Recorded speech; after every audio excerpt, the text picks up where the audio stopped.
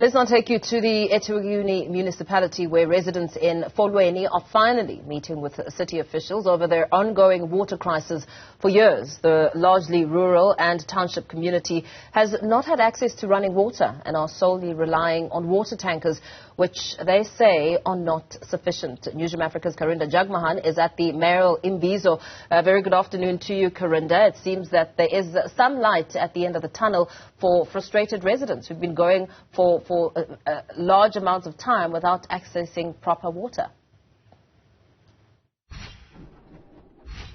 Indeed, good afternoon. Well, that's the hope here in Folweni. In fact, Mayor Karinda is currently speaking to the residents just in the tent behind me and explaining why this crisis has been unfolding. So this has been happening from 2012 when water started slowing down just in terms of tap water that the residents were receiving at the time.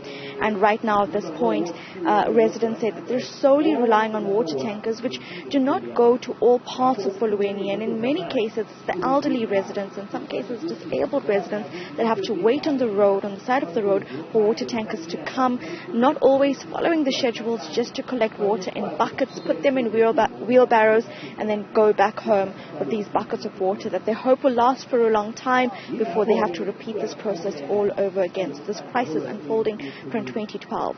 What some of the residents pointed out, though, is despite the fact that this crisis has been unfolding for so long, today at the time when the mayor arrives, in some houses water is slowly starting to trickle. So they're trying to understand exactly why this issue has been happening and what will it take for water to return if all of a sudden water is starting to trickle in some of the houses around. So here you can see some of the residents listening intently to the mayor's explanation about the infrastructure issues here, specifically in this community.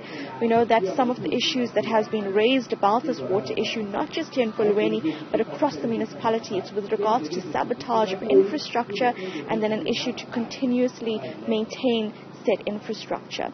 So while this explanation to the residents actually occurs, we spoke to one of the residents earlier today who explained the crisis that the community finds themselves in. Take a listen to Mr. eThekwini. Inkinga esindala le Folweni isikhungathile. If I'm not mistaken, around 2012, around 2013, la kuqala khona kunama areas le khombisa khona ukuthi kune water shortage. Kuqale nje kuma sub area yaloko iqhubeka kuze kuzoba imanje. Bay kuloko ke nje kuya ngeindawo, aphele kule ndawo aphume kwenye indawo, aphele endaweni ephume kwenye indawo. Azagcina kumanje namanzi ke sine problem ki ward yonke. Out of 7 VDs amanzi awe control. Our life is rely kuma vatergan.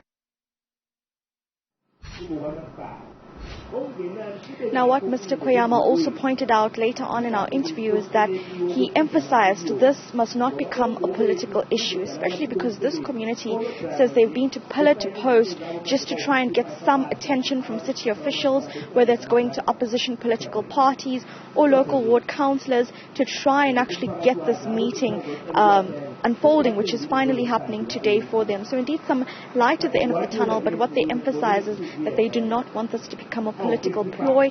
They, like the residents in Eastern Cape, they just need access to water. It's been going far too long, and in many cases some residents have grown up just without access to water, and they say that they need this to work, otherwise they're going to move out of this community and they're not going to be able to actually be in their homes anymore. So that's the conversation happening, and over the course of the day we'll also speak to the mayor about what his plans are, not just for Folweni, but many parts of the city of eThekwini that's going through the same water crisis. Well, Karinda Jagmohan, of course, I suppose this is the perfect time for some solutions to come to the forefront with election season fully underway. Of course, we will get a lot more from you, and also listening into some of the responses that will come from city officials.